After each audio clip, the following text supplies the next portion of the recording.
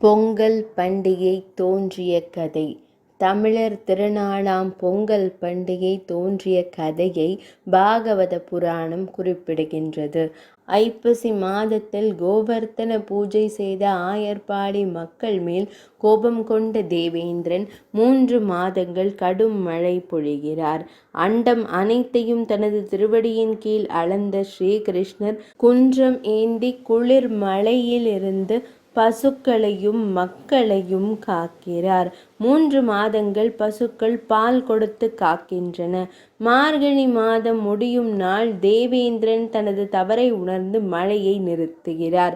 ஆயர்பாடிக்கு மக்கள் திரும்புகின்றனர். தமது இல்லங்களில் மழையால் நனைந்த பழைய பொருட்களை வீதியில் தீயிட்டு கொளுத்துகின்றனர். வீதிகளில் நனைந்த பழைய பொருட்கள் கொளுத்தப்படுகின்றன. இதுவே போகி பண்டிகை ஆனது.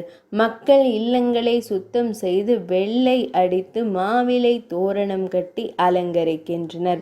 மறுநாள் காலை உலகனைத்தையும் காக்கும் கடவுளான சூரிய நாராயணரின் அருள் வேண்டி புது பானையில் மங்களகரமாக பொங்கல் வைத்து படையலிட்டு வணங்குகின்றனர். மறுநாள் தமக்கு உணவளித்து உயிர் காத்த பசுக்களுக்கு விழா எடுத்து வணங்கினர்.